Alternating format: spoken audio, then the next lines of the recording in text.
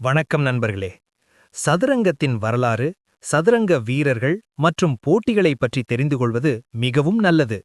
இது செஸ் இம்ப்ரூவ்மெண்ட்டிற்கு அவசியமான ஒன்று. ஏனெனில் அது காலத்தால் உருவாக்கப்பட்ட ஐடியாஸ், டாக்டிக்கல் பேட்டர்ன்ஸ் மற்றும் நவீன விளையாட்டை உருவாக்கும் ஸ்ட்ராட்டஜிக் கான்செப்ட்ஸ் ஆகியவற்றுக்கு ஒரு சிறப்பான அடித்தளத்தை அமைத்துக் கொடுத்தது. 19ஆம் நூற்றாண்டின் மிகவும் சுவாரஸ்யமான செஸ் வீரர்களில் ஒருவரான ஹென்றி பர்ட். அவருடைய பெயரால் ஒரு ஓப்பனிங் கூட இருக்கிறது. அவர் விளையாடிய தாக்குதல் முறை இன்று வரை பேசப்படுகிறது. அவர் வாழ்க்கையும் செஸ் பயணமும் என்ன? இப்போது பார்க்கலாம். ஆரம்ப வாழ்க்கை. ஹென்றி பர்ட் 1829 ஜூலை 14 அன்று இங்கிலாந்தில் பிறந்தார். அவர் நடுத்தர குடும்பத்தில் வளர்ந்தார். சிறு வயதிலிருந்தே செஸ் மற்றும் கணிதத்தில் ஆர்வம் செலுத்தினார். அதனால் அவர் பெரியவராகிய பின் அக்கவுண்டண்டாக வேலை செய்தார். அந்த காலத்தில் செஸ் மூலம் மட்டும் வாழ முடியாது. அதனால் வேலை மற்றும் செஸ் இரண்டுக்கும் முக்கியத்துவம் கொடுத்தார். அவர் ஒரு ப்ரொஃபஷனல் ஃபுல் டைம் பிளேயர் இல்லை. ஆனால் பேஷனில் அவர் யாருக்கும் குறைவில்லை.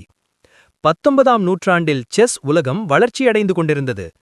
1851 லண்டன் இன்டர்நேஷனல் செஸ் டோர்னமெண்ட் உலகின் முதல் பெரிய சர்வதேச போட்டி. அதில் ஹென்றி பர்ட் கலந்து கொண்டார். அவர் உலகின் பல சிறந்த வீரர்களை எதிர்கொண்டார். அவர் கலந்து கொண்ட காலகட்டத்தில் அடால்ஃப் ஆண்டர்சன் மற்றும் பால் மார்ஃபி போன்ற வீரர்கள் பிரபலமாக இருந்தனர். அந்த அளவிலான போட்டிகளில் விளையாடியது கூட பெரிய சாதனைதான். ஹென்றி பர்ட் தனது காலத்தில் பிரபலமான பல வீரர்களை தோற்கடித்தார். ஜொஹானஸ் ஜூகட்டார்ட்டுக்கு எதிராக வெற்றி. ஜூகட்டார்ட் 19ஆம் நூற்றாண்டின் மிகவும் சிறந்த வீரர். அவரை பர்ட் சில போட்டிகளில் தோற்கடித்தார். ஜேம்ஸ் மேசனுக்கு எதிராக வெற்றி. ஜேம்ஸ் மேசன் பல இன்டர்நேஷனல் போட்டிகளில் விளையாடிய மாஸ்டர். பர்ட் அவரை வென்றது அவருடைய அட்டாக்கிங் ஸ்டைலை காட்டுகிறது. அவரின் விளையாட்டு முறை. ஹென்றி பர்ட் மிகவும் தாக்குதல் முறையில் விளையாடுபவர். ஹென்றி பர்ட் பெயரில் ஒரு ஓப்பனிங் கூட உள்ளது. First move F4. அதுதான் பர்ட்ஸ் ஓப்பனிங் என்று அழைக்கப்படுகிறது. இந்த மூவ் மூலம் white player king side attack ஆரம்பிக்கிறார். இந்த ஓப்பனிங் மூலம் பல போட்டிகளில் வென்றார். பலர் இந்த மூவை ரிஸ்கி என்று கருதினாலும் பர்ட் அதை ஒரு பவர்ஃபுல் வெப்பனாக மாற்றினார். அந்த காலத்தில் இது மிகவும் தைரியமான முடிவு. பலர் சேஃப் ஓப்பனிங் தேர்வு செய்தாலும் பர்ட் அட்டாக்கை விரும்பினார். அவரின் விளையாட்டு முறை aggressive play, creative ideas, risk எடுக்க தயங்க மாட்டார். அவர் செஸ்ஸை ஒரு போராட்டமாகவே பார்த்தார்.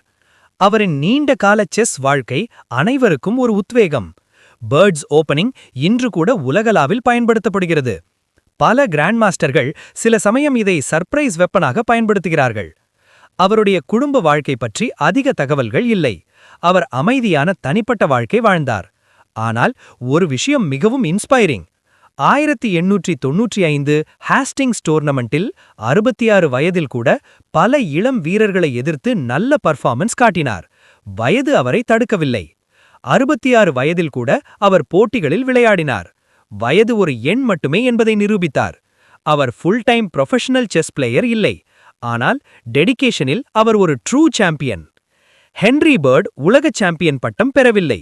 ஆனால் அவர் கிரியேட்டிவ் அட்டாக்கர், 40க்கும் மேற்பட்ட ஆண்டுகள் லாங் கெரியர், ஓப்பனிங் தியரிக்கு பங்களிப்பு, டாப் மாஸ்டர்கள் மீது தனிப்பட்ட வெற்றிகள். சதுரங்க வீரரும் எழுத்தாளருமான ஹென்றி எட்வர்ட் பர்ட் 1908 ஏப்ரல் 11ஆம் நாள் லண்டனில் காலமானார். அவர் மறைவின் போது வயது 78 ஆகும்.